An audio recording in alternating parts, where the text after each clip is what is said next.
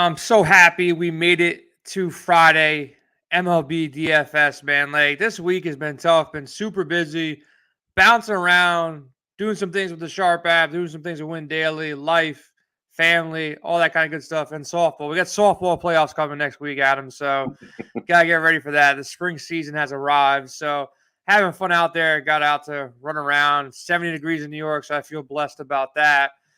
Adam, it's a big slate, dude. It's a big slate. A lot of aces up top. When you start seeing names like Scherzer, Gaussman, Kershaw, Cole, Fried, a couple other names, how do you decipher between these top dogs to see who really is the top dog that you want in your lineup that has that upside, but also who's safe and at the same time the best value of these top end aces? So honestly, my kind of process is, when I look at the top and I see Scherzer, Kershaw, Gauss, Cole, and Fried, I know I'm writing all five of them up. Like just right off the bat, whether or not they're going to be my favorite, they deserve a write up. I mean, these guys are aces on any slate. It doesn't matter, And then from there, I kind of go from, okay, what kind of matchup these each guy have? What's the pricing? Because you look at a guy like Garrett Cole, and if I had to bet right now, we're still a few hours away from the slate. I'd be surprised if he's not the most popular pitcher on the slate because he's 9,600. So when you're looking at these guys and you're really starting to like split hairs because the matchups are at least all similar. They're not smash spots per se. They'll have maybe one small red flag or one thing that you don't exactly love. But how can you not look at Cole at 9,600 when the other three over top of him are over that 5,000 or 5-figure plateau? I'll go against you for a second. Well, I mean, we all know you were going against Cole. No, not only that, man. I played him last time. He made me money, but out of this bunch, it's crazy to say, man. If you told me this like a year or 2 years ago, I would say, "What are you smoking?" But like, is Gaussman the most consistent out of this bunch? Like, he really, to me, he is. He gets Tampa Bay. From what I understand, Seattle doesn't strike out a ton. The Dodgers, you got Kershaw, lefty, hasn't been showing that elite K upside, and you got guys like Castellanos and Bohm and some bats there from the right side that can get Hoskins, Real Muto, that can get to Kershaw. And then you got Cole against the White Sox. The White Sox have been heating up. I always consider, Chicago's park as more of a hitter's park than a pitcher's park. So I feel like you give me Tampa Bay, doesn't scare me. They just got no hit not too long ago. Yeah, tell me about it. And Gaussman is legit the most consistent guy out of this bunch. So I'll go Gaussman, the guy that hopefully has less ownership. I think you nailed it. I think Garrett Cole gets the most ownership here because, he pitched well last time out. He had a ton of Ks. I think he had, 10 or 11 last time out? 10. Yeah, so 10. His last three starts have been his three best starts, 34, 25, 28. Slight lean for me on Gaussman. I won't hate on you for going Cole. Thoughts on Scherzer? Talk about Seattle, this offense.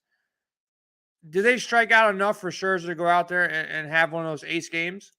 So, this is kind of where I said, everyone has that red flag. And for Gaussman, it's mostly that he doesn't strike out lefties at a great clip. It's under 19% for his K rate. So that's kind of my fear with the Rays.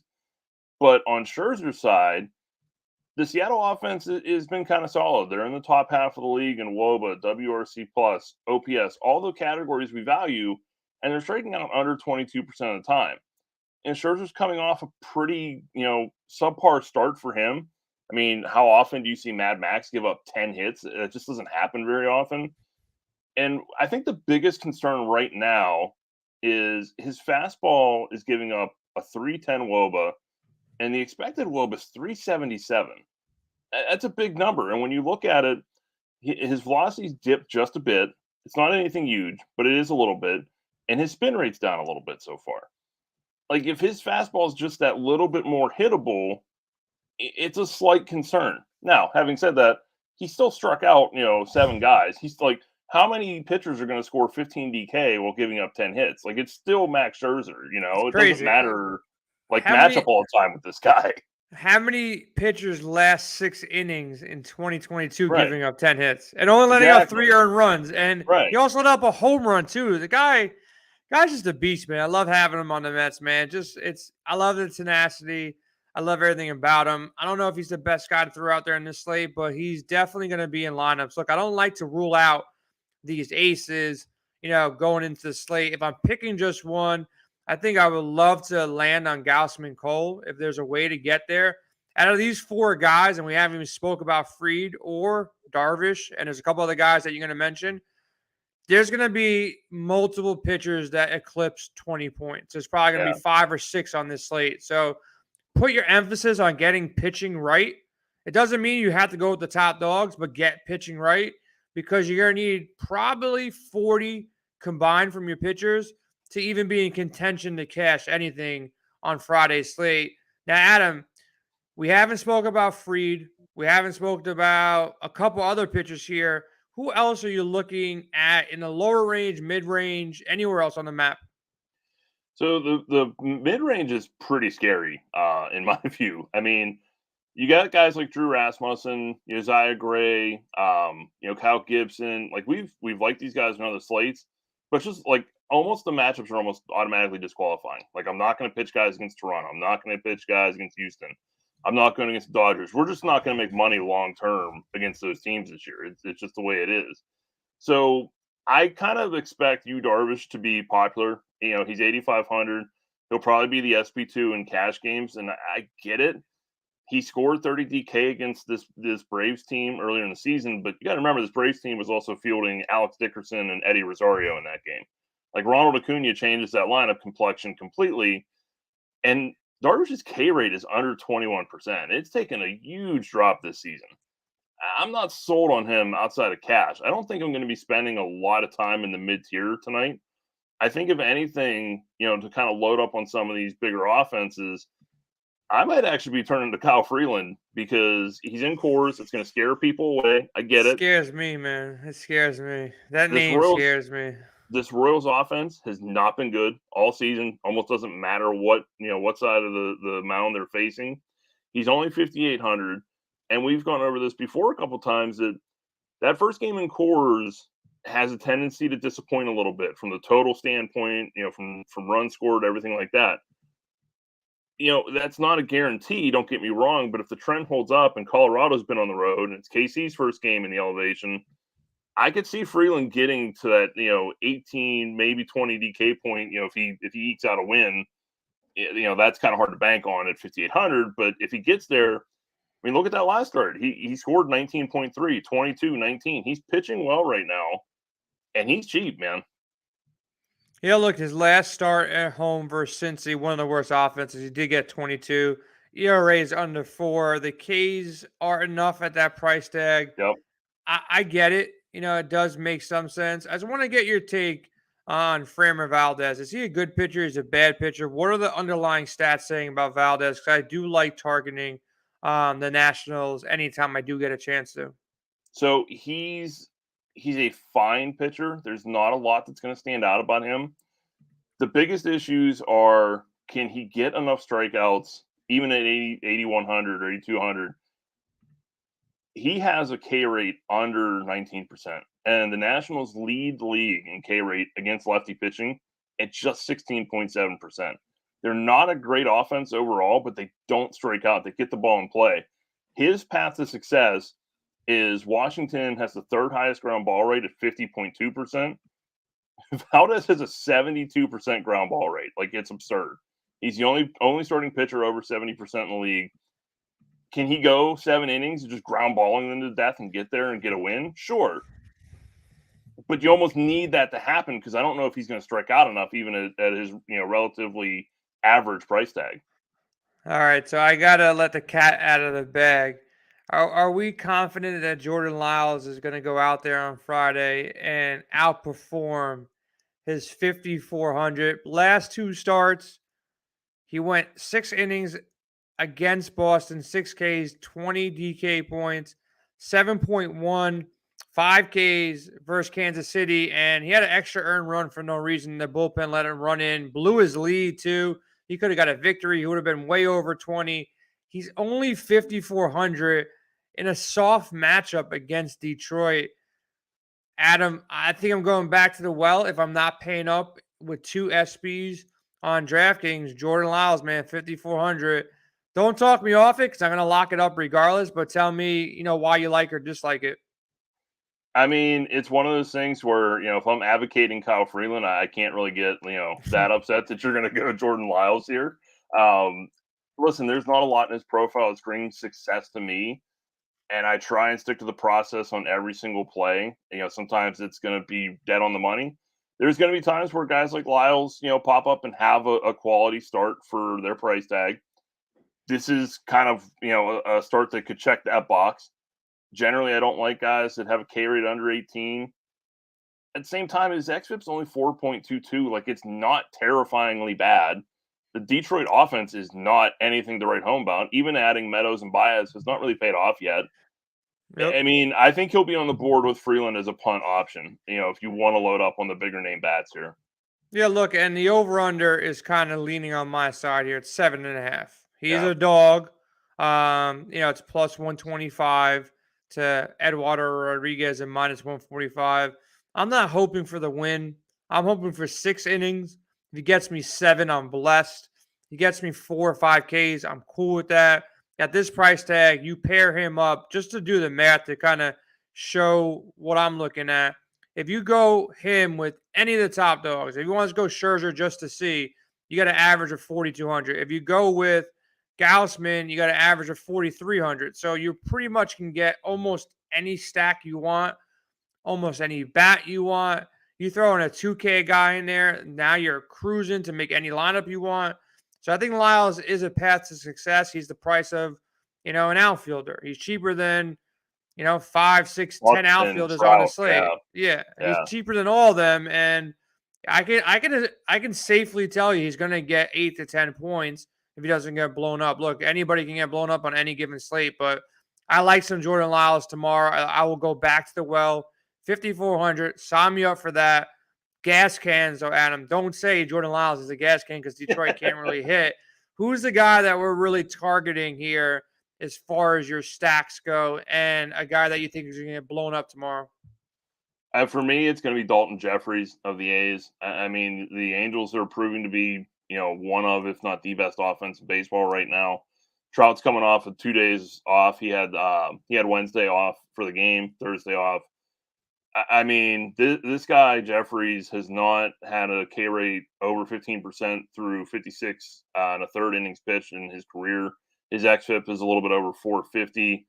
Both sides of the plate this season have over 300 WOBA.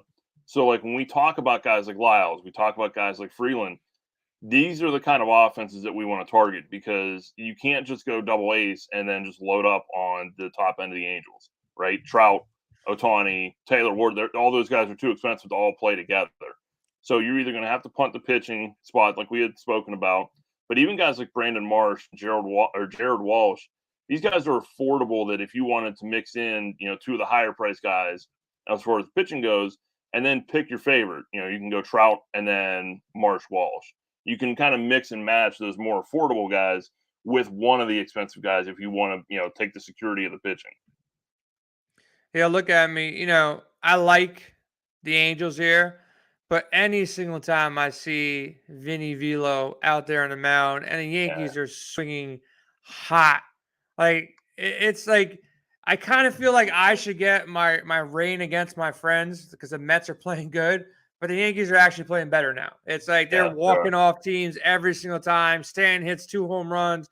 Judge is hitting home runs every single other time at the plate. Rizzo's hitting. Gleyber Torres is hitting. Everybody's hitting this lineup. They're a scary lineup to face, and they're going against Vince Velasquez. So they were the first honorable mention stack, and it's a bad spot for Velasquez, man. He's bad against the right side of the plate. 446 WOBA. His FIP is over 7 against the right side. Home run per 9 of 2.70. These are not the metrics you want when you're facing the Yankees. Definitely don't want him. It's impossible though. I'm trying to mess around while you're talking to build an Angels Yankees stack. You really can't do it if you want Trout, Ohtani. It's just tough, man. You got to get rid of one of these guys. I probably get rid of Ohtani over Trout.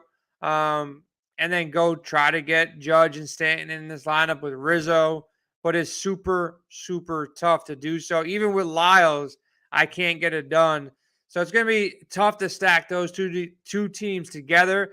But those are the two top stacks on the slate. Now, looking at cheaper stacks, more valuable stacks, where else do we want to go with our stacks on Friday night? Well, that's kind of the good thing that you bring up the Yankees and the Angels together, because one of my favorite cheap plays shortstop, which is kind of the perfect position to build those stacks. And it's Royce Lewis of the Twins. They get Aaron Savale, who has just been completely wrecked by righty hitting. I mean, sure, you want to have Buxton. That's great. I mean, Buxton has a 327 ISO against the right side of the plate. You know, again, it's hard to afford everybody, but Savale against righties this season, 2.61 home run per nine. The xFIP's over 6. You get guys like Jose Miranda and Royce Lewis that are 26, 2,300. It's just a perfect fit with some of these bigger bats that I want in the outfield, some of the bigger bats that I want, at third base or second base, something like that. And even the lefties, Max Kepler, Polanco, Luis Arez, these guys are not expensive at all. And outside of Buxton, it's a super affordable stack against a pitcher with an ERA over 9 right now. While you were talking, I'm trying to pay attention, but I did find a way to get Mike Trout, 5 Yankees, in with these 2 Minnesota players you just mentioned, Miranda and Lewis. You still need Lyles. Yeah, you're still going to need a cheap pitcher. That's how expensive these guys are. But if you go Miranda and Lewis, 2,600, 2,300, pair them with Lyles and Gausman, you can get a 5-man Yankee stack and Trout. So I'm going to lock this lineup. Anybody who's listening is more than welcome to lock something very similar to that. I like that line. It's going to run on Friday night. Other stacks you're looking at, other lineups you're looking at, or one-offs or hot bats that you want to kind of squeeze in to your lineups. Are you fading Coors Field right now? Over under 10.5. Me and Adam have been preaching it the first day in Coors for whatever reason. I don't know what the reason is, but whatever reason it is, it plays down. It plays typically under what's projected by Vegas, and this is Kansas City, not a great hitting team. And Colorado's missing some pieces, so they're not really hitting the way they were earlier this year too. So a game that I'll probably fade. I'll have some shares, definitely have some one-offs. But other lineups you're looking at, you haven't mentioned my Mets, and I don't know what to make of this dude, Marco Gonzalez. Like, is he bad? Is he good? Is he just good enough not to be bad? This guy pretty much sucks. The last time you talked, Marco, it was bad for me. It was bad for me that night. But I see soft throwing lefty. I see Alonso Marte. Yeah. They can get to him. And the lefties, I'm not fearful of a lefty when you're throwing Marco Gonzalez at him. So, thoughts on the Mets? Is that a lineup that you're looking at all? Or is Marco, that good to get around? He let up 2 home runs in each of the last 2 games against Tampa Bay and Houston. But he limits damage. I don't know how the hell he does it. Only 3 earned runs. In the one game, he let up 2 home runs to Houston. And then 2 earned runs. And then one game, he let up 2 home runs, 4 walks, 6 hits in 5 innings, and he only let up 2 earned runs. He just finds ways to get out of things, ground ball pitcher, double plays, I'm assuming. But what's your thoughts on the Mets? Well, I think part of the reason, Marco's been able to kind of survive so far is he's benefiting from the dead ball. His K rate's 14%. He has a fly ball rate. 36% is not terrible, but it's not great, especially when you're getting hit hard a third of the time like he is. His xFIP is a run ahead of the ERA. The FIP is 7.19. So, as a peek behind the curtain of the article, my first 2 honorable mention stacks are the Yankees and the Mets. So, yes, I'm very interested in the Mets. There's only so many times a guy like Gonzalez can come out and just dodge through raindrops. And this is a lineup that can make it hurt, man. Even if they're not necessarily, just bashing balls out of the park, they just get on base relentlessly and can just stack up hits. And this would be a good spot. Look, if you're looking at Marco and you don't think you want a full stack because he finds ways to wiggle out of stuff, you can just get like a one-off with Alonso or Marte. That's probably a better way to build against a team. And with this dude just finds ways in and out of stuff, in and out of jams all day, every day. So good way to look at it. Yeah, DK doesn't want, he hit a home run. He just don't care.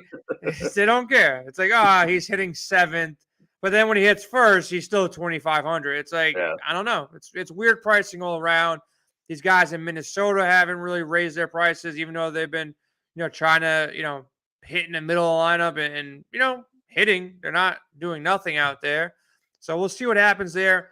Any bets that you're looking to target on Friday, going into the slate, props you're looking at? What are you projecting out for guys like Garrett Cole and Gaussman and Max?